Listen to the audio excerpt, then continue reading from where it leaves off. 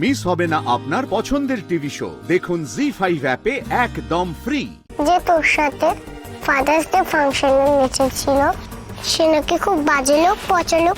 ও আমার ভালো লোক। ভালো লোকের নামে বাজে কথা বলবি না তুই। তো পাপাকে তো টিভিতে দেখাচ্ছিল, পুলিশ ধরে নিয়ে গেছে, দুষ্টু কাজ করেছে। না, ভালো লোক কিচ্ছু বলেনি, কিচ্ছু না। মিথ্যা কথা বলবি না। আমি বলবোই তোর বাবা বাজে লোক। বলবি না, ভালো লোকের নামে একদম এইসব বলবি না। ভালো লোক খুব ভালো। এই এই তুই ওকে মারছিস কেন রে? ও তো ঠিক কথাই বলেছে। আমরাও দেখেছি তোর পাপাকে পুলিশে ধরে নিয়ে যাচ্ছে। না, ও না আমার ভালো লোক, ও আমার ভালো লোক। তোর পাপা বাজে লোক, বাজে লোক। তোর পাপা বাজে লোক, বাজে লোক। তোর পাপা বাজে লোক, বাজে লোক। তোর পাপা বাজে লোক, বাজে লোক। তোর পাপা বাজে লোক। ভালো লোককে বাবা বলবে না। ভালো লোককে কিছু বলবি না। বাজে লোক। তোর বাবাকে তো পুলিশ ধরে নিয়ে গেছে। তোর বাবা ফালতু। এটা কিরকম ধরনের বিহেভিয়ার মিহিকা?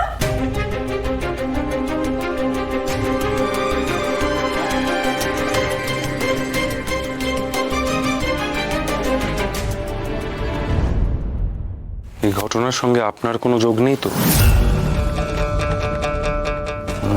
মা, আপনি তো জানেন আপনাকে কতটা সন্দেহ করি আমি।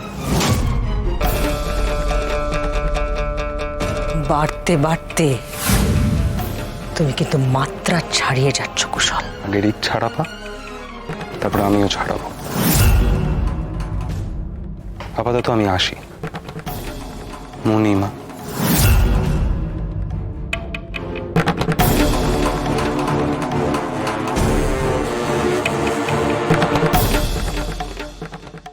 কাল সকাল থেকে ঠিক কি কি হয়েছিল ঋগদেব বাবু, একটু ভালো করে ভেবে আমাকে পুরোটা খুলে বলুন। আর একটু হলেই তো পড়ে গিয়ে রোহনের মাথাটা ফেটে যাচ্ছিল। কাউকে হার্ট করতে নেই, এটা তুমি জানো না? ও আমার ভালো লোকের নামে বাজে কথা বলছিল ম্যাম। মিথ্যা কথা বলছিল। না ম্যাম, আমরা মিহিকাকে কিচ্ছু বলিনি। কোনো বাজে কথা বলিনি আমরা ম্যাম। কিচ্ছু বলিনি আমরা, কিচ্ছু বলিনি। সাইলেন্স। সবাই সবার ক্লাসে যাবে এখন, বোঝা গেল? Get back to your classroom right now. আমি যেন এখানে কাউকে না দেখি। যাও ক্লাসে যাও, ক্লাসে যাও।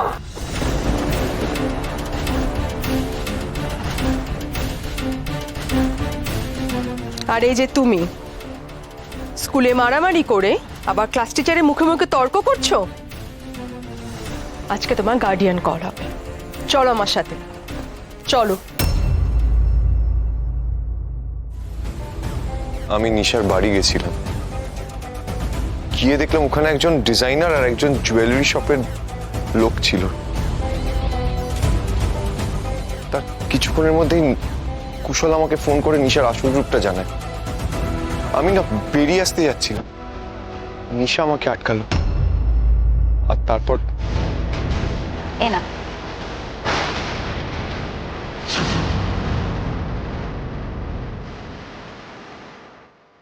তার ঘন্টাখানেক পর আমার ঘুম ভাঙে, কিন্তু ঘুম ভাঙার পরে দেখি নিশা কোথাও নেই। হ্যাঁ, অথচ দরজা খোলা। আমি কিছু বুঝতে না পেরে আমি সোজা অফিসে চলে আসি। তারপর তো অফিসে এসে দাদুর সঙ্গে দেখা হয়। আমরা দুজনে কথাবার্তা বলি, আর তারপরে তো এমপ্লয়ি, আর ফাইনালি পুলিশ। আপনি 12:30 নাগাদ নিশার বাড়িতে গেছিলেন, রাইট? হ্যাঁ, ওরকম সময়, কারেক্ট। দেন 12:50 নাগাদ এলো ওই ডিজাইনার আর জুয়েলারি শপের লোকটা, প্রায় একই সঙ্গে। আর দেন ওরা 2:30 নাগাদ ওখান থেকে বেরিয়ে গেল। হ্যাঁ, এক্সাক্ট টাইমটা তো মনে নেই। ধরে নিন ঘন্টা দুয়েকের মতো ওরা ওখানে ছিল। তো আমাকে একটা কথা বলুন তো, আপনি আপডেটগুলো কোথা থেকে পেলেন? এই যে দেখো, নিচে সিকিউরিটি গার্ডের কাছ থেকে আমি সবকিছু দেখে নিয়েছি আর ছবিও তুলে এনেছি।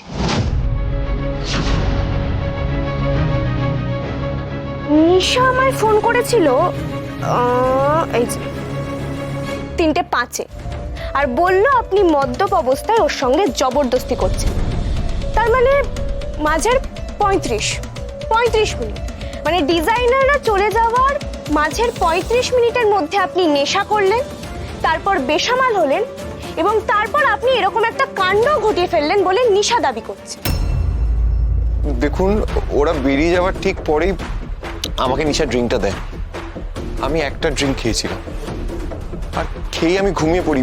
ম্যাক্স হয়তো মাঝে 15 মিনিট আমি জেগেছিলাম। এক্স্যাক্টলি, ওই ড্রিঙ্কটাই আসল কাল। আমার তো মনে হচ্ছে ওই ড্রিঙ্কে ঘুমের ওষুধ জাতীয় কিছু মিশিয়েছিল, যেটা খেয়ে আপনি দ্রুত ঘুমিয়ে পড়েছিলেন ওই 3:05 আগে।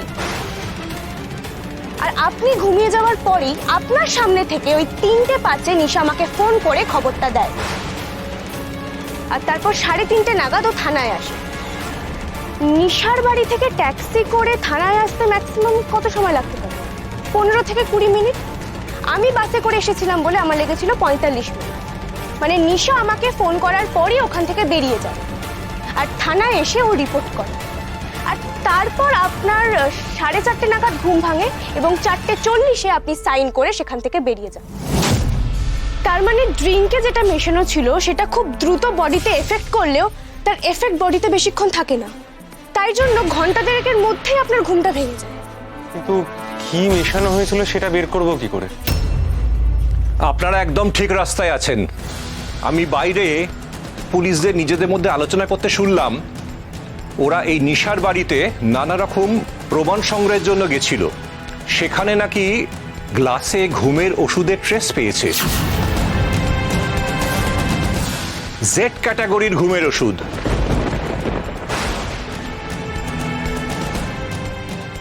তার মানে নিশা জেড ক্যাটাগরির ওষুধ খাইয়ে ঋগদেব বাবুকে সেন্সলেস করেছিল, এটা তো স্পষ্ট। তাহলে পুলিশ ওকে ধরছে না কেন? দেখুন, নিশার এগেনস্টে কেউ তো কোনো কমপ্লেন করেনি, উল্টে নিশাই কমপ্লেন করেছে ঋগদেব বাবুর এগেনস্টে। কেসটাও তো এখনো কোর্টে ওঠেনি, কাল উঠবে। তারপর কোর্ট যদি নিশার এগেনস্টে স্টেপ নিতে বলে তখন পুলিশ স্টেপ নেবে, কিন্তু তার আগে এটা প্রমাণ করতে হবে যে নিশাই ওই ওষুধটা ঋগদেব বাবুকে খাইয়েছে। নিশার বাড়িতে ওষুধ পাওয়া গেলেই যে নিশা দোষী সেটা প্রমাণ হয় না, উল্টে ঋগদেব বাবুর ওপরেতেই চার্জ আসতে পারে যে ওনার ইন্টেনশন খারাপ ছিল বলেই ওই ওষুধটা কিনেছিলেন।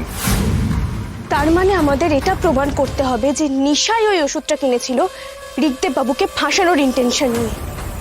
আর সেটা কাল ঋগদেব বাবুকে কোর্টে তোলার আগেই আমাদের জোগাড় করতে হবে, নয়তো আরো বেশি দিন ওনাকে এই লকআপে থাকতে হবে। তার মানে হাতে তো বেশি সময় নেই, আমার এক্ষুনি বেরোতে হবে, প্রমাণ খুঁজতে যেতে হবে। আপনি একাই যাবেন? চিন্তা করিস না, আমি ওনার সাথে যাচ্ছি। চলুন মধুবনী।